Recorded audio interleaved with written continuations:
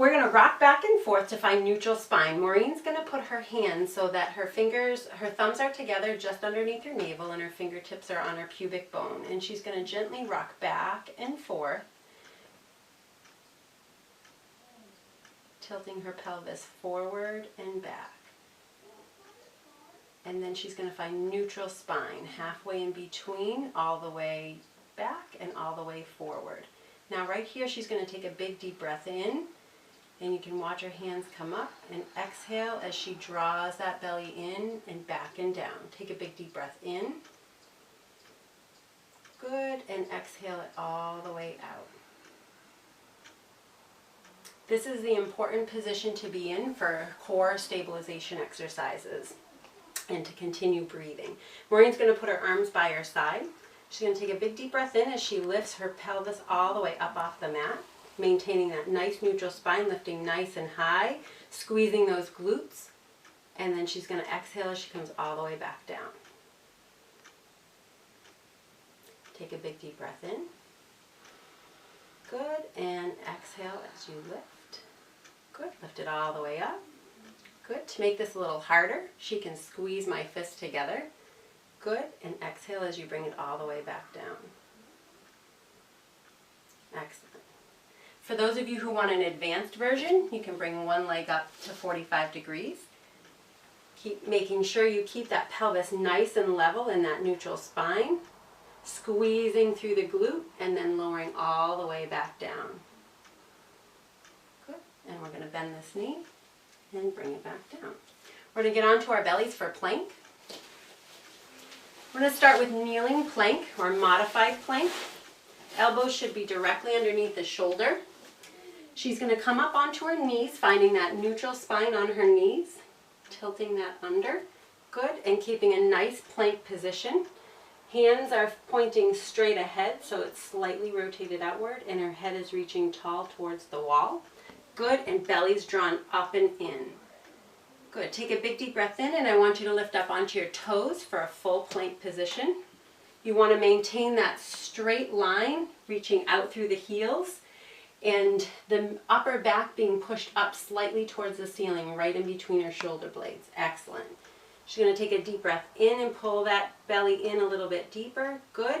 And then lower those knees down, just carefully maintaining that neutral spine. Excellent. Now we're going to go on to right side plank. Yeah. We're going to start on the knees. So the bottom knee is going to be bent. The top leg's going to be straight. The elbow goes right directly underneath the shoulder, and Maureen's going to lift her pelvis up off the ground, maintaining that neutral spine. Good. Belly stays pulled in, and back is nice and straight here. So this is in a completely straight line right through here. Good. And you can hold it for a few seconds, as long as you can, and then when you need to, come all the way back down. Good. And then straighten both legs out, feet right on top of each other. Good. Take a big deep breath in as you lift all the way up. Excellent. Neck is nice and long through here. Shoulder blades are squeezed together. Good. And you can see a nice C shape underneath here. Lift that hip up a little bit more. Excellent.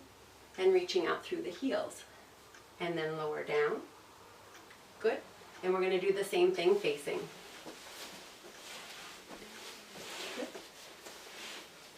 This knee is going to come back here, so she's in the right alignment. Good. Pelvis is neutral. And elbows right underneath the shoulder as she lifts all the way up. Good. Head is nice and neutral. Good. Belly stays pulled in, and arms are long. Good. To make it a little harder, we're going to straighten that leg right out. Good. And we're going to come on up. You want to make sure you push through the shoulder to lift yourself right up and out of that shoulder socket, so you're not putting any weight through the shoulder itself, and the hip stays up nice and high. Excellent. And then lower it all the way back down. We're going to go into crisscross. You can lay on your back. Hands go behind the head. We're going to start with the modified version. The knees are bent.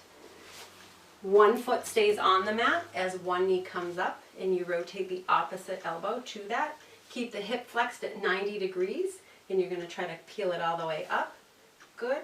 And then switch to the other side. Now that belly stays pulled in nice and tight as she breathes. Good. And switches. To make it a little harder, we're going to send that opposite leg out at a 45-degree angle and really reach away and point. Excellent. And then we're going to turn to the other side. Maureen's pulling her belly in as she twists. She's keeping her hands supported by her head but not pulling it too far forward, and she's going to twist to the other side. Excellent. And then we're going to come back down all the way here. We're going to show you bridge, or excuse me, squat. So we're going to do a wall squat right up against this wall. You're going to put your feet about your foot's distance apart from the wall. Good. Feet are your hips distance apart. And you're going to slide down the wall so that start off with a 45-degree angle so that there's a little bit of an angle here and your hip isn't all the way down at your knee level. Belly stays drawn in, shoulder blades are back, head's nice and tall. And you're going to breathe in this position as you deepen that stretch in through here. Make sure your knees are over your toes and they're not pointed in at all. Good. And then if you want to make it a little harder, you're going to go all the way down so hips are at 90 degrees. Knees are at 90 degrees. Shoulder blades are in. To make it even harder, you can bring your arms straight ahead. Good. You want to keep that breathing and keep that belly drawn in, and you're in that neutral spine position. You can take a big deep breath in and raise your arms all the way up towards the ceiling and then bring them back down. The goal is to try to hold this for as long as you can. You can bring your arms up in a diagonal position all the way up towards one end. Good. And then down towards the other. Good. And you can add weight to this if you want to make it a little bit more challenging. Go ahead, Maureen. You can come up from that squat position. The next is glute walk. We're going to take this band. We're going to start by putting it around our knees first.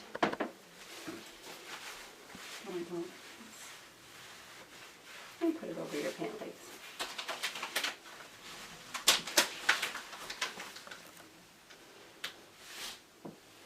Good. So it's a small squat in the knees, belly's pulled in neutral position, and Maureen's going to side step all the way over towards one wall.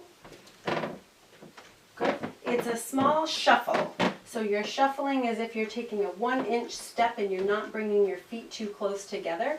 Back is nice and upright, belly's pulled in. This is called the glute walk because you're working those outer hip muscles in through here. To make it harder, Maureen's going to bring that down by her ankles. So the band is going to be down by your ankles.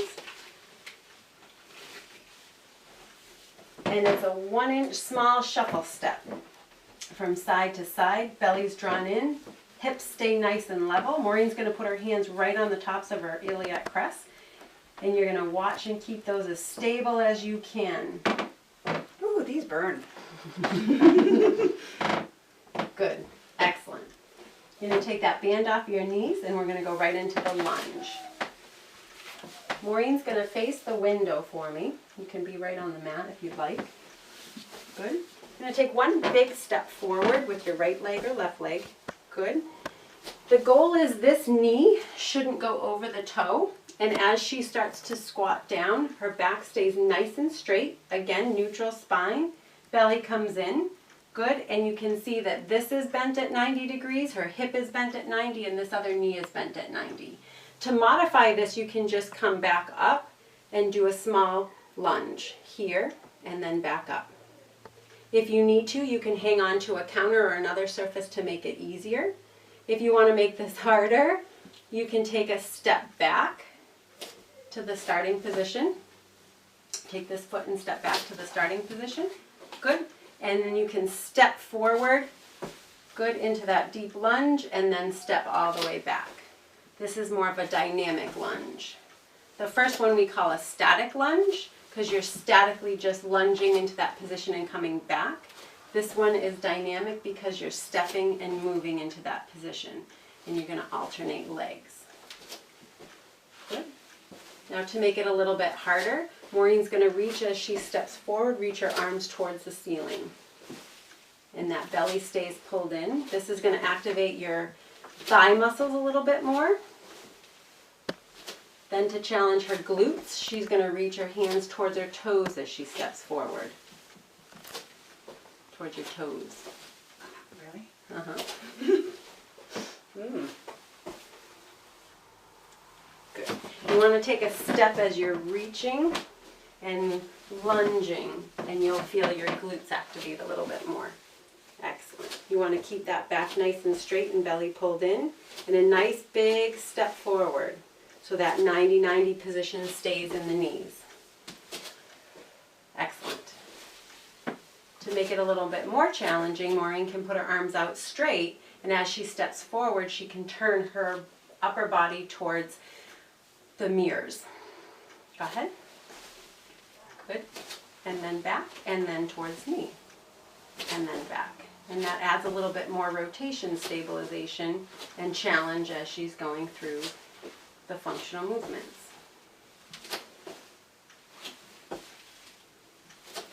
Excellent. You can stop right there. Functional exercises are really important because we're using our core, and our core really starts from here to about here, not just what we think of as the middle part here. It's important to have that neutral spine. We don't want to walk around like this, and we don't want to be like this. We want to be in that nice neutral position that's nice and tall, so our spine is stacked on top of each other, and we want to be able to keep those belly muscles engaged. Functional exercises are important because it really does work all these areas all at one time in a very functional way. We're going to lunge to pick up something. We're going to squat to sit down. We're going to bridge to lift our bottom up off. And often we use plank when we're washing something or doing different things. We're supporting with one hand as we use the other. So they're all important in engaging our core muscles. You shouldn't have any low back pain with these exercises. No numbness or sharp pain, but you should feel some muscle soreness as you're doing them.